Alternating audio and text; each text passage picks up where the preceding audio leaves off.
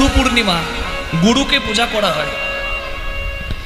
শিষ্যরা গুরুকে পূজা করবে, সেই দিনে গুরুর চরণ ধৌত করে, পুষ্প দিয়ে গুরুর চরণ পূজা করে, গুরুকে যত্ন করে সেবা করে, একটু গুরুকে চরণে আত্মনিবেদন, একটু ভক্তি করা।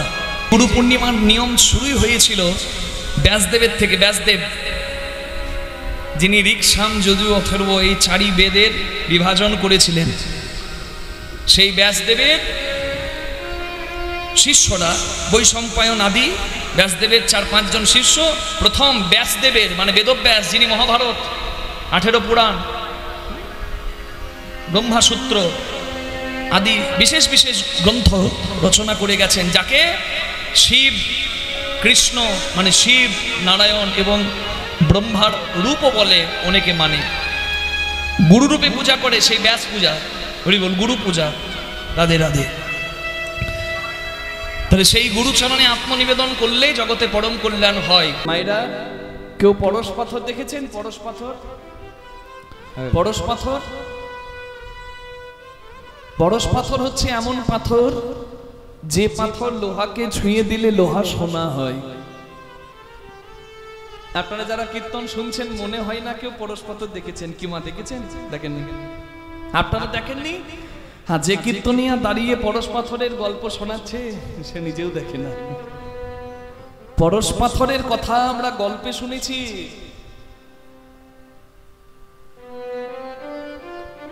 পরশ পাথর কি করে? লোহাকে ছুঁয়ে লোহাকে সোনা করে। কিন্তু দেখুন, পরশ পাথর পাওয়া বড় কঠিন। যদিও কেউ পায়, লোহাকে নিয়ে যাও, পরশ পাথরে ঠেকাও, তবে পরশমণির গুণে লোহা সোনা হবে। কিন্তু আমার গৌরাঙ্গ এমন পরশমণি, তার কাছে যেতেও হয় না। বসে ঘরের কোণে কিংবা যদি ডাকে কেউ, তার চোখের জলে মনে মনে কিংবা গভীর বনে গৌরাঙ্গ পরশমণি কৃপা করে তার হৃদয়টাকে সোনা করে দেয়। হয়নি রূপ গোস্বামীর, হয়নি সনাতন গোস্বামীর, তারা তো গৌর সোনাকে হৃদয়ে ধরে কৃষ্ণ ধনে ধনী হয়ে তারা নিজেরাও সোনা হয়ে গেছেন। হরি বল। এই ভারতে এমন এমন সোনা এসেছে বাবা, যে সোনার কদর হয়তো আমরা বুঝিনি, কিন্তু আজকে জগৎ বুঝতে চাইছে। তাই তো বিশ্ব থেকে, বিশ্বের সব জায়গা থেকে এসে এই গৌড় দেশে মানুষ গড়াগড়ি খাচ্ছে। আমরা বলি আপনাদের এই জায়গা নদিয়া, ঠিক বলছি মা? আমরা বলি সোনার নদিয়া। ক কিলো সোনা আছে গো নদিয়ায়? হ্যাঁ, নাকি সোনার খনি আছে বড় বড়? আছে কি? সোনার খনিও নাই, কিলো কিলো সোনাও নাই। কিন্তু সোনার নদিয়া কেন? যে মাটি গৌড় সোনা পেয়েছে সে মাটি তো সোনার মাটি। যে মাটিতে গড়াগড়ি দিয়ে এক বিন্দু অমৃতের সন্ধান পাওয়ার জন্য মানুষ ছুটে আসছে বিশ্ব থেকে, বিভিন্ন দেশ থেকে। হরি বল। সেই মাটিতে আপনারা জন্মগ্রহণ করেছেন, কত ভাগ্যের। অনেক কীর্তনিয়ারা স্বীকার করে না, আমি ভরা আসরে স্বীকার করি। আমি যেখানেই যাই না কীর্তন গাইতে, নদিয়ার মাটিতে এসে আমার গৌর গোবিন্দের কথা বলতে আমার সব থেকে বেশি ভালো লাগে। কারণ এই মাটি সোনা মাটি, এই ভক্তরাই তো আমার গৌরাঙ্গ পেয়েছে। হরি বল। সচির নন্দন বনমালী, এতিন ভুবনে যার তুলনা নাহি কুমার, গোড়া মোর পরাণ পুতুলি। হরি বল। এ সোনার মাটি। দেখুন না, আজকের দিনে একটা সোনার ছেলে ভারতকে বিশ্বের দরবারে পৌঁছে দিল। আজকে দুপুর 12টা 1। আমরা হয়তো বাড়িতে বসে থাকি, কেউ খোঁজ খবর রাখি না। রাখতে হবে, চোখ কান খোলা রাখতে হবে, জানতে হবে। সব জায়গা থেকে শিক্ষা পাওয়া যায়, শিক্ষা নিতে হবে। নিজেকে ছাত্র ভাবলে জগতের শেষ দিন পর্যন্ত শেখা যাবে। আকাশ আমায় শিক্ষা দিল উদার হতে ভাই রে, কর্মী হওয়ার মন্ত্র আমি বায়ুর কাছে পাই রে, তাই না? সবকিছু শিক্ষা দেয়। আজকে 25শে জুন দুপুর 12টা বেজে 1 মিনিটে ভারতের এক সোনার ছেলে শুভাংশু শুক্লা মহাকাশে চলে গেল। ভারত সরকার ইসরো মানে ইন্ডিয়ান স্পেস অর্গানাইজেশন, ভারতবর্ষের সংস্থা 550 কোটি টাকা ব্যয় করেছে একটা সন্তানের উপরে। তাহলে বুঝুন সে সোনার ছেলে নয়। একটা সন্তানের জন্য 550 কোটি টাকা বরাদ্দ করেছে। কেন? সেই ছেলে সোনার ছেলে, ভারতীয় বায়ুসেনার অন্যতম প্রধান পাইলট ছিল, সমস্ত রকম বিমান চালাতে পারে। আজকে আমেরিকার ফ্লোরিডায় এলন মাস্কের সংস্থা স্পেস এক্সের মাধ্যমে ফ্যালকন 9 রকেটে চেপে বিশ্বের 4 জন যেতে পারছে। তার মধ্যে ভারতের একটি সন্তান, একজন হাঙ্গেরির, একজন সম্ভবত কানাডার, একজন আমেরিকার, আর একজন ভারতের। কত গর্বের কথা! বিশ্বের এই 4 দেশের 4 জন যাচ্ছে। তার মধ্যে ওই রকেটটি যিনি চালাচ্ছেন তিনি হচ্ছেন আমাদের ভারতের বীর সন্তান। এর আগে যেতে পেরেছিল কে? রাকেশ শর্মা, সেই 41 বছর আগে। তারপর আর কেউ মহাকাশে কোন ভারতীয়, একবারে পিওর ভারতীয়, যার বাবা মা সবাই ভারতীয়, এই রকম কেউ কিন্তু মহাকাশে যেতে পারেনি। 7 দিন রাকেশ শর্মা ছিল স্পেসে, কিন্তু 14 দিন স্পেসে থাকবেন। ওই স্পেস স্টেশন, আমাদের যেমন স্টেশনে ট্রেন ধরি তেমনি মহাকাশেও স্টেশন আছে, যেখানে বিভিন্ন যন্ত্র ঘুরে চলেছে, গতিবিধি লক্ষ্য রাখছে বিশ্বের।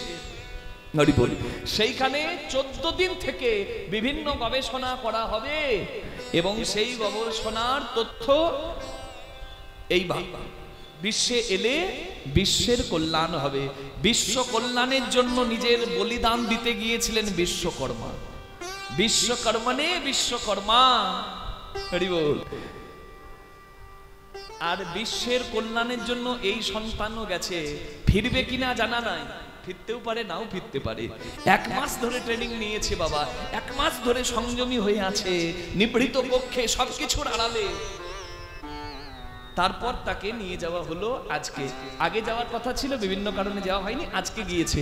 আপনারা সবাই প্রার্থনা করবেন, শুধু আমাদের ভারতবর্ষের সন্তানটির জন্য নয়, বিশ্বের সবাই তো বিশ্বের সন্তান, জগৎ পিতার সন্তান, যেন সুস্থভাবে তারা ফিরে আসে, যেন এই উদ্দেশ্য তাদের সফল হয়। নিতাই গৌর প্রেমানন্দে হরি হরি হরি হরি হরি। সোনা সোনা, যাদের জন্য জগৎ কল্যাণ হয়, যাদের জন্য মানুষের পরম কল্যাণ হয়, তারা তো সোনা হয়।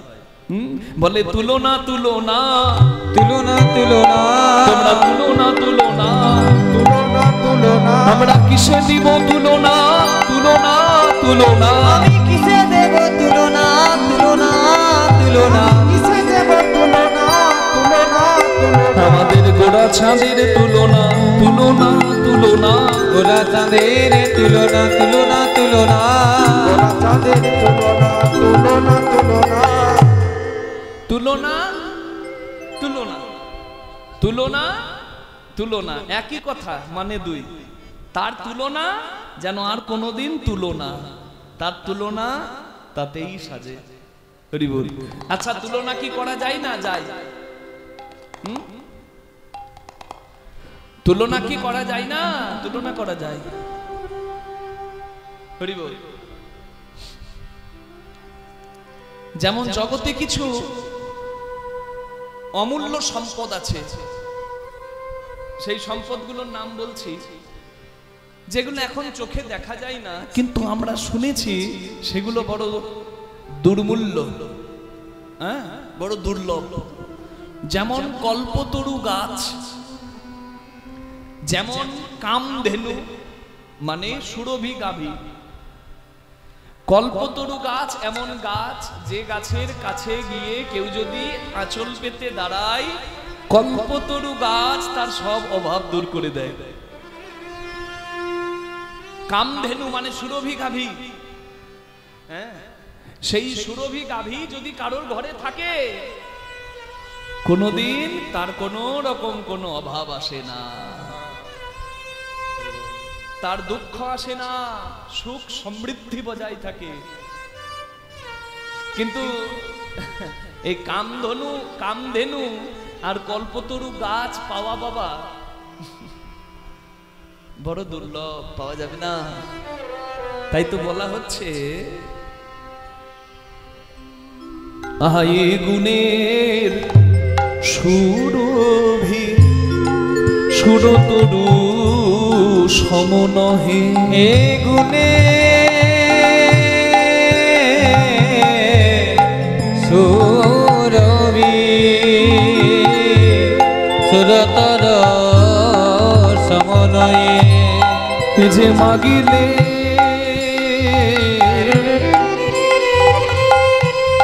মাগিলে সে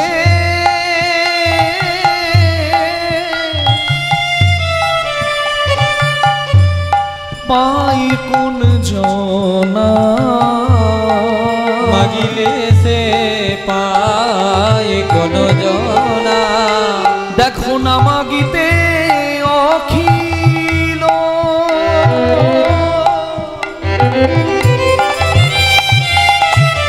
ভুবন ভরি জনে জনে, না মাগিতে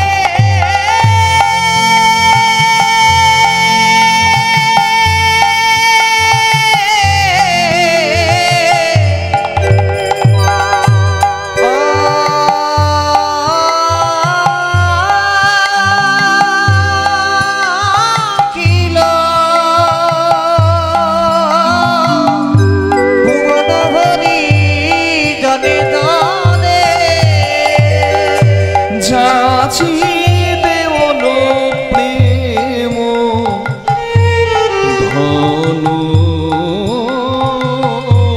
যাচি দেবল প্রেম ধন।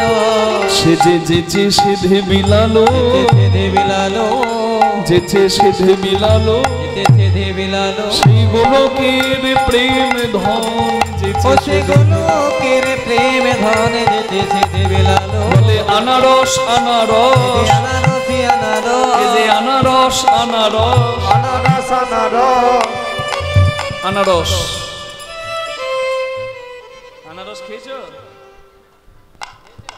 ফলের দোকানে 60 টাকায় এক পিস, না ওই আনারস নয়, এই যে সেই আনারস আনারস, এই যে আনারসি আনারস, আনারস আনারস, সেই গোলকে হতে ভুলকে আনারস আনারস, গোলকে হতে ভুলকে আনারসি আনারস, গোলক হতে ভুলকে আনারস আনারস। হরি বল।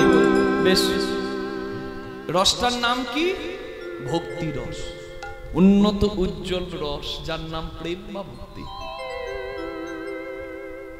এ হরিনাম ভগবানের সেবায় লাগে কেন? হরিনামের মধ্যে প্রেম আছে।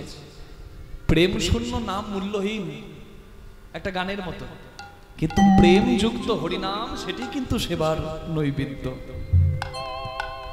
বেশ, ছিল গোলকে, এলো ভুলোকে।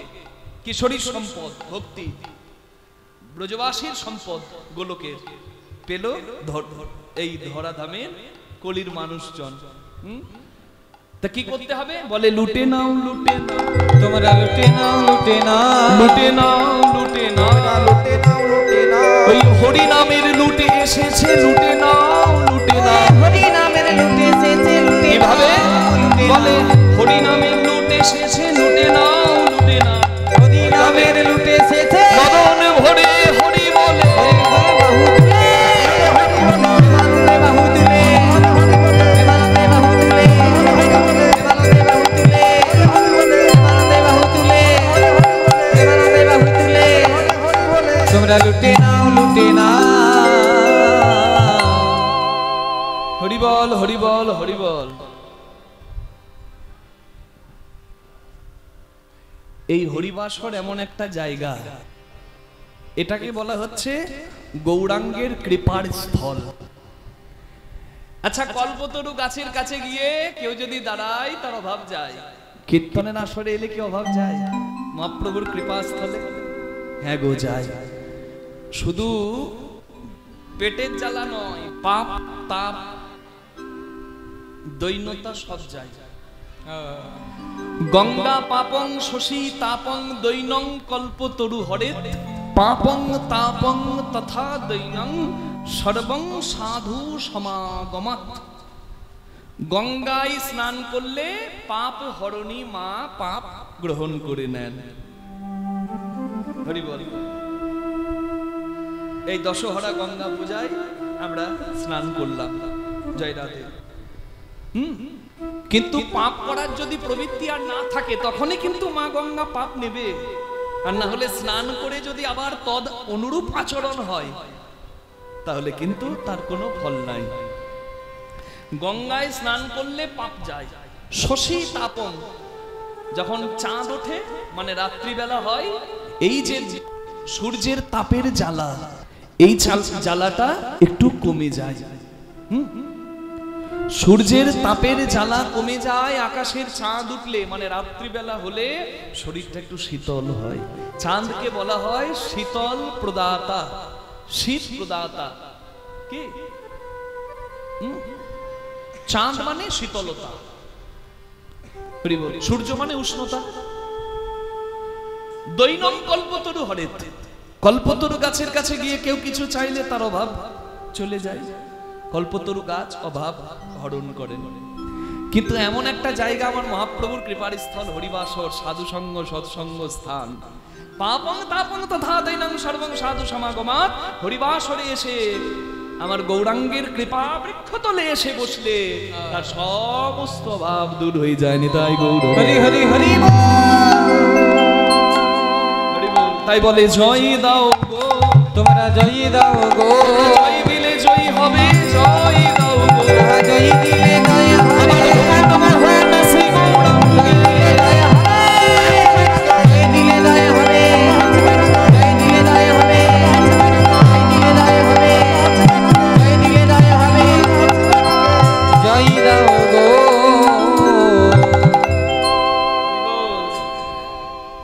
গৌরাঙ্গ কল্পতরু, তার কৃপা বৃক্ষ তলে এলে সবাই উদ্ধার পায়। আজকে হরিবাসরে বসে দেখুন কিংবা শ্রাদ্ধাবাসরে বসে দেখুন, এখানে কোনো ভেদাভেদ নাই। অন্য জায়গায় থাকতে পারে, এখানে কিন্তু নাই। এটাই আমার গৌরাঙ্গের কৃপা। তুমি যে কুলের হও, যে জাতির হও, কিংবা যদি অন্য ধর্মেরও হও, এ দরজা কিন্তু খোলা। তুমি এসে বসতে পারো, আমার গৌর গোবিন্দের কথা শুনতে পারো, মহিমার কথা শুনতে পারো।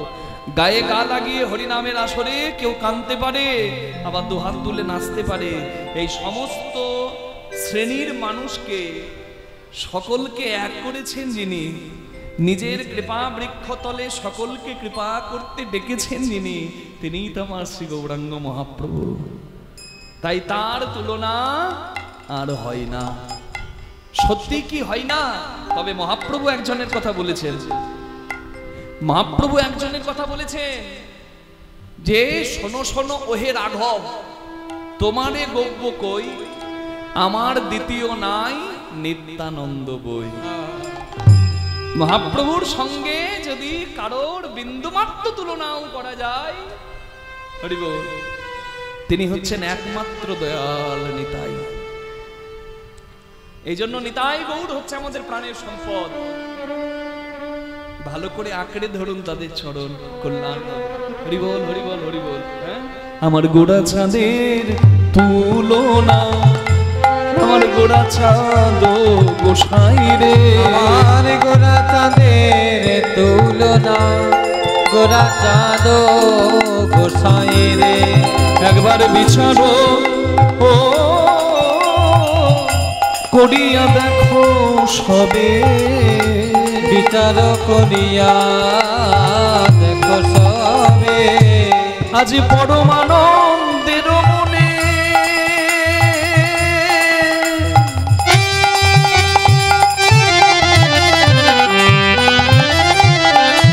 কে বড় আকুতিরে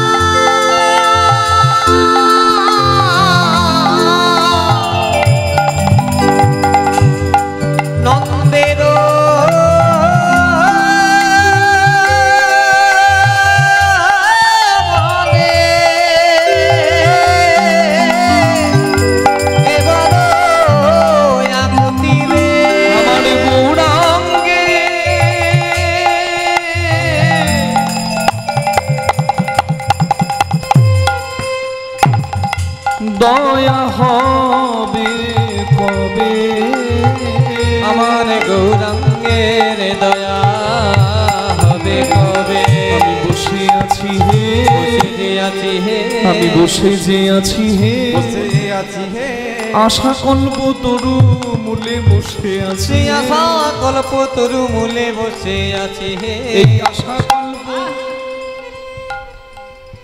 অর্থাৎ হরিবাস বসে আছি হে আমি বসে আছি হে আশা কল্প তরু মূলে বসে আছি হে আশা কল্প তরু গৌর তোমার কৃপা পাবো বলে আশা কল্প তরু মূলে তোমার কৃপা পাবো বলে কল্প তরু মূলে আমি আশা কল্প তরু মূলে আশা কল্প তরু মূলে আমি আশা কল্প তরু মূলে আশা কল্প তরু মূলে আমি বসে আছি হে আমার গৌরাঙ্গের দয়া হবে কবে আহা দয়া হবে কবে গো ও আমার গৌরাঙ্গের দয়া হবে কবে গো মরি মরি আমার গৌরাঙ্গের দয়া হবে কবে গো মরি মরি আমার গৌরাঙ্গের দয়া হবে কবে গো মরি মরি আমার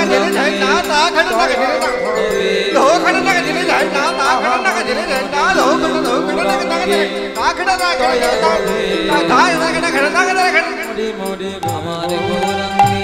দয়া হবে কবে গো মরি মরি গৌরাঙ্গের দয়া হবে কবে গো মরি মরি দয়া হবে কবে গো মরি মরি গৌরাঙ্গের দয়া হবে কবে গো মরি মরি আমার গৌরাঙ্গের দয়া ওপিয়া মরি রে মরি মরি আমার গৌরাঙ্গের দয়া হবে কবে গো মরি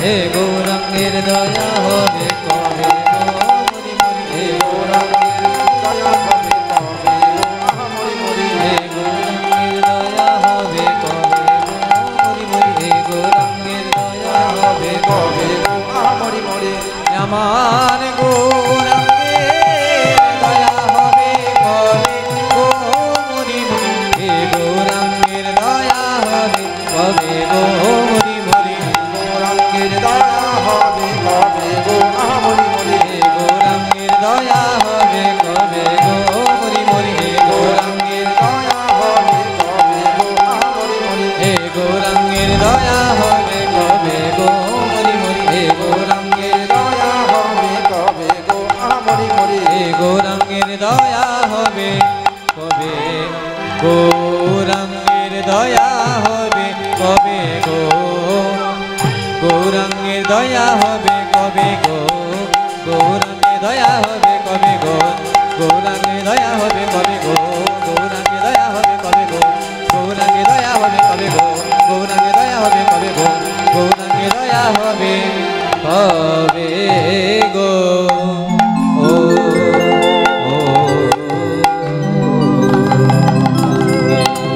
জয় জয় নিতাই গৌর প্রেমানন্দে হরি বল হরি বল।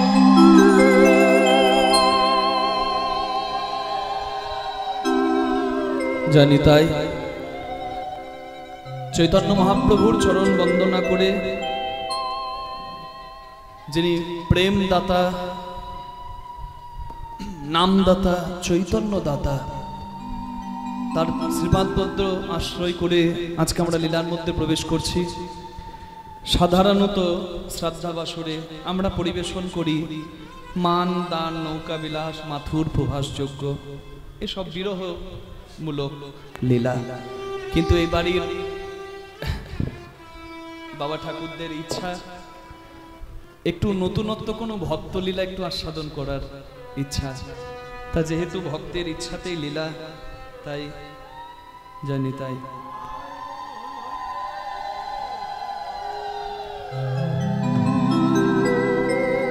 আজকে একজন পদকর্তার জীবন কথা আস্বাদন করব।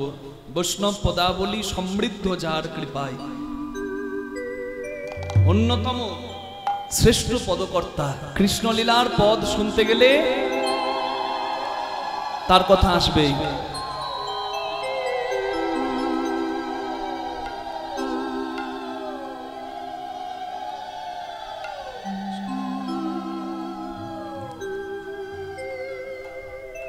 আপনি বিরহের যে কোনো কীর্তন শুনুন, তার পদ শুনতে হবে। মাথুর বিরহ যদি শোনেন, সেখানেও আছে না, মরিব মরিব সখী নিশ্চয় মরিব, কানু হেন গুণনিধি আমি কারে দিয়ে যাব। হরিব। এই পদটি লিখেছেন কে? তিনিও বিদ্যাপতি ঠাকুর। হরিবল। প্রেম অঙ্কুর জাত আত ভেলো না ভেলো যুগল পলাশা, যেটি গোবিন্দ দাস ঠাকুর শেষ করেছেন সেই পদটাও বিদ্যাপতির পদ। আজকে আমরা সেই পদকর্তা বিদ্যাপতি ঠাকুরের জীবন কথা শুনবো বৈষ্ণব পদাবলীর মাধ্যমে। তার জীবনের কথা আমরা শুনলে আমরা না চাইলেও চোখ থেকে জল পড়বে, এমন তার জীবন। যিনি জন্মসূত্রে ছিলেন শিব ভক্ত, শৈব, কিন্তু শিবের কৃপায় এমন হরিভজন করলেন, তার মুখে কৃষ্ণের পদ শোনার জন্য স্বয়ং মহাদেব তার ঘরে চাকর হয়ে এসে তার চরণ সেবা করে গেলেন। সেই ভক্ত বিদ্যাপতি তথা মিথিলার কোকিল পদকর্তা বিদ্যাপতি ঠাকুরের জীবন কথা আমরা শুনব এবং ভক্তি রস আমরা তার জীবন কথা আস্বাদন করে এখান থেকে গ্রহণ করে যাব। নিতাই গৌর প্রেমানন্দে হরি বল, হরি বল, হরি বল, হরি বল, হরি বল। চলো সবাই মিলে একটু ভগবানের সঙ্গে মনের কথা বলে আমরা লীলার মধ্যে প্রবেশ করি। সুরদাস তিনিও একজন পদকর্তা, যিনি অন্ধ ছিলেন কিন্তু ভগবানের অপূর্ব পদ লিখেছেন। সেই সুরদাসের ভজন গাইতে গাইতে আমরা বৃন্দাবন লীলায় তথা ভক্ত লীলায় ভগবানের চরণে মনটাকে রেখে ভগবানের এবং ভক্তের মহিমা শুনি। প্রভু মেরো अवगुण चित ना धरो, प्रभु मेरे अवगुण चित ना धरो,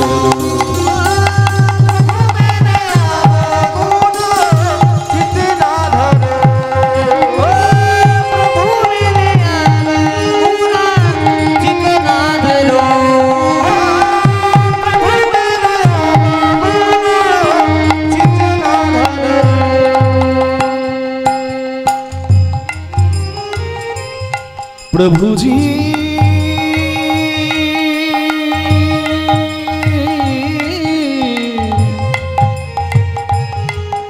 ओ प्रभु जी,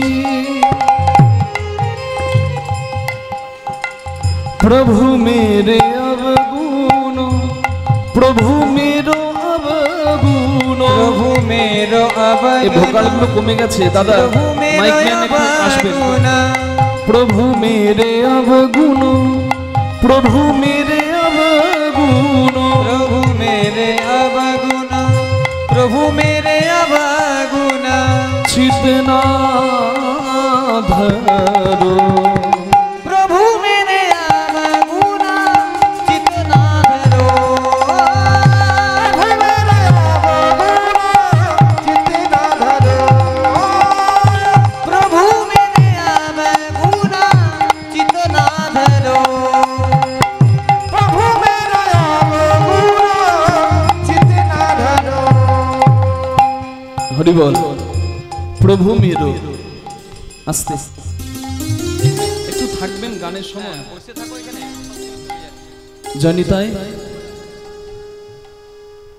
প্রভু मेरो অর্থাৎ হে প্রভু আমার হরে কৃষ্ণ যখন গান হবে একটু রিভাব দিও একবার বসো বসো ওখানে বসো বসো ওখানে ওখানে বসো বসো প্রভু मेरो মানে হে প্রভু আমার अब गुण মানে গুণের বিপরীত শব্দ যার নাম দোষ আমি এত দোষ করেছি পাপ করেছি হৃদয়ে পাপ রাখার আর জায়গা নাই তাই তোমাকে ডাকছি এটি ভক্ত আর ভগবানের সম্পর্কের একটা ভজন আমরা তো ভগবানকে ডাকি সুরদাস তিনি একজন ভক্ত তিনি ভগবানকে ডাকছেন কোথায় বৃন্দাবনে চন্দ্র সরোবর বলে একটা স্থান সেখানে বসে অন্ধ ছিলেন কিন্তু গোবিন্দের ভজন লিখে গেছেন প্রচুর সেই সুরদাস বলছেন প্রভু আমি তোমাকে ডাকছি কখন ডাকছি এত পাপ করেছি পাপ রাখার আর কোনো জায়গা নাই আমি তোমাকে ডাকছি তুমি ভাবতে পারো যে পাপ করে আমি তোমাকে ডাকছি কোন সাহসে তাই বলে রাখি তোমার কাছে সবাই সমান তুমি তো জগন্নাথ আর আমি জগতের সন্তান আমি তাই তোমায় ডাকছি সমদর্শী হ্যায় नाम तिहारो समदर्शी है नाम तिहारो चाहे तो पार करो चितना धरो प्रभु मेरे नाम गुना चितना धरो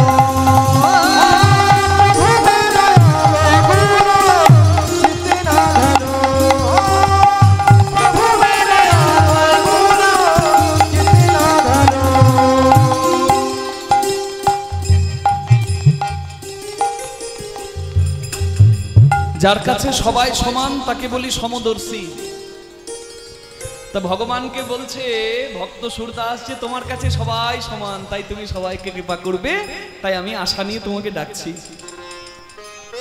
তা সুরদাসের এমন প্রার্থনা ভগবান কৃপা করে সুরদাসকে বলে ও সুরদাস বাবা তুই যে আমায় ডাকছিস আর বলছিস আমার কাছে সবাই সমান সবাই বিশ্বাস করবে কেন বলে সবাইকে বিশ্বাস করতে হবে তাই সুরদাস লিখলেন এক লোহা पूजा में राखत एक रहत बैध घर पर बाबा একটা লোহার বটি মন্দিরে থাকে যা দিয়ে ফল আমান্য হয় আবার আরেকটা লোহার বটি যাকে বলি কাটারি মাংসের দোকানে থাকে যা দিয়ে পশু হত্যা হয় একটা দিয়ে নৈবেদ্য আমান্য হয় মানে সেবা হয় একটা দিয়ে পাপ হয় কিন্তু যদি দুটো লোহার কাটারিকে আমরা পরশমণির কাছে নিয়ে যাই পরশমণির কাজ লোহাকে সোনা করা পরশমণি কিন্তু ভেদ করে না যে তুমি পাপ করেছো তাই তোমায় সোনা করব না তুমি পুণ্য করেছো তাই তোমায় সোনা করব পরশমণি যাকে ছুঁয়ে দেয় সেই লোহাই সোনা হয়ে যায় পরশমণির কাছে সব লোহাই যেমন সোনা হয় কৃপা পায় এই জগতের সৃষ্টিকর্তা তো তুমি ব্রহ্মা রূপে করছো সৃজন বিষ্ণু রূপে করছো পালন শিব রূপে করছো সংহার তুমি আদি অনাদি রূপ সবাকার জগতের সবকিছু যদি তোমার সৃষ্টি পরশ পাথর যখন তোমার সৃষ্টি, পরশ পাথরের কাছে যখন সবাই কৃপা পায়, তেমনি তোমার কাছেও সবাই কৃপা পাবে। তাই তোমায় আমি ডাকি প্রভু। परस के मन विधाना होता है, परस के मन विधाना होता है, परस के मन विधाना होता है, परस के मन विधाना होता है। दोनों एक कांचन करो चितना धरो।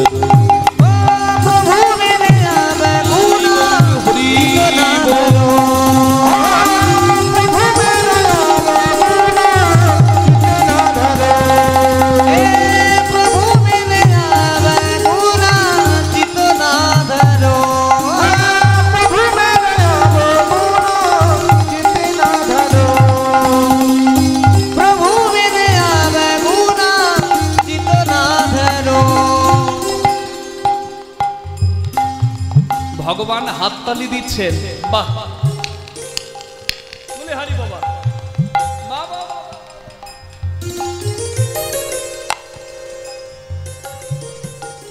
কি সুন্দর উদাহরণ। পরশ পাথর সবাইকে কৃপা করে, পরশ পাথরের কাছে সবাই সমান। পরশ পাথর যেহেতু ভগবানের সৃষ্টি, তাহলে ভগবানের কাছেও সবাই সমান। কিন্তু এই যে বাবা সুরদাস, তুই যে পরশমণির গল্প বলছিস, পরশমণি তো কেউ চোখে দেখে নাই, তাহলে সবাই বিশ্বাস করবে কেন? যা মানুষ চোখে দেখেছে তা দিয়ে বল। এইবার সুরদাস এই বাস্তব উদাহরণ দিচ্ছে। एक नदिया एक नर कहावे, मैलो नीर भरो, मैलो नीर भरो। जब दो मिले तब एक बरन हो, जब दोनों मिलकर एक बरन हो, जब दो मिले तब एक बरन हो, जब दोनों मिलकर एक बरन हो। হরি বল।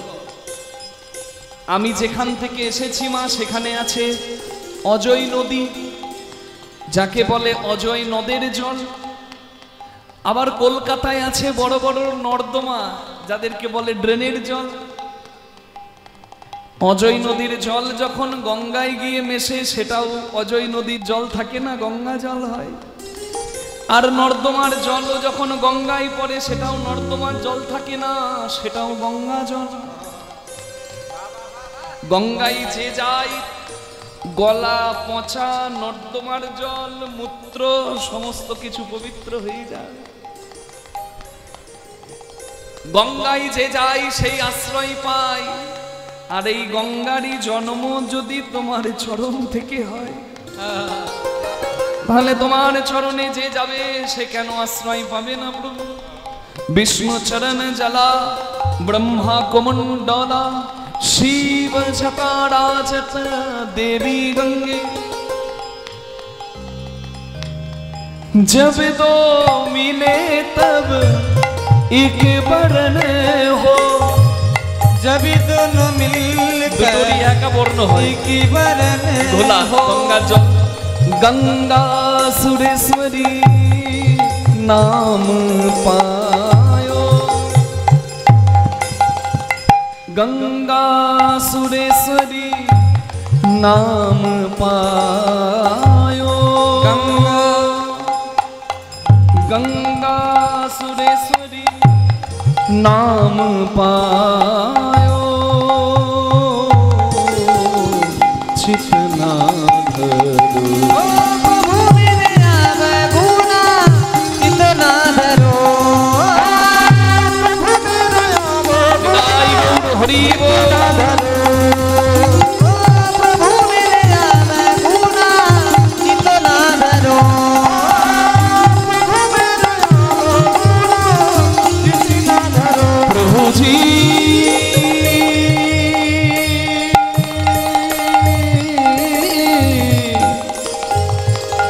ও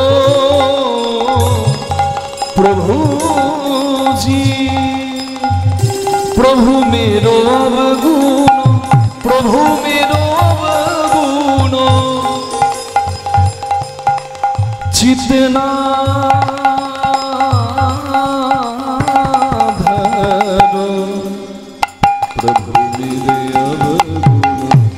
प्रभु मेरो अवगुण प्रभु मेरे अवगुण प्रभु मेरे अवगुण प्रभु मेरो अवगुण प्रभु मेरे अवगुण प्रभु मेरो अवगुण चितना धरो प्रभु मेरे अवगुण चितना धरो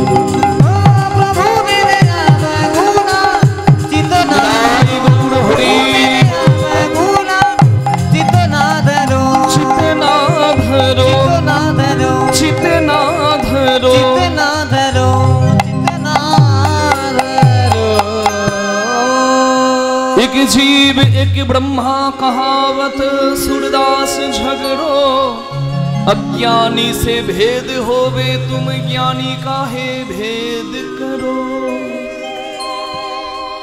भक्त सूरदासेर लेखा भजन आस्वादन करे আজকে লীলার মধ্যে প্রবেশ করলাম। কেন? আমরা এক ভক্তের কথাই শুনবো বলে। যে ভক্তের কথা আমরা শুনবো সেই ভক্তের জন্ম কোথায়? একজন বিদ্যাপতির কথা আমরা শুনতে পাই, সেই বিদ্যাপতি আলাদা। সেই বিদ্যাপতি হলেন জগন্নাথের সন্ধানকর্তা। আপনারা সবাই জানেন, হরিবল হরিবল, রথেচ বামনং দৃष्ट्वा পুনর্জন্ম ন বিদ্যতে। রথেচ বামনং দৃष्ट्वा পুনর্জন্ম ন বিদ্যতে। রথে যদি কেউ জগন্নাথ দর্শন করে তার বারবার জন্ম হয় না, সে জগন্নাথের চরণে জায়গা পায়নি। তাই গৌর হরিবল। আপনাদের কাছে দারুণ সুযোগ আছে, হ্যাঁ হরিবল। এই সামনে রথযাত্রা, আজকে 25 তারিখ আর কালকে 26 তারিখ। 26শে জুন দুপুর 1:47 থেকে সম্ভবত, পরের দিন 27শে জুন সকাল 11:11 পর্যন্ত, মানে কাল বিকেল এবং পরশু সকাল পর্যন্ত রথের দড়ি ভক্তরা ধরার সৌভাগ্য পাবে। নিতাই গৌর হরি হরি বল। রাধে রাধে।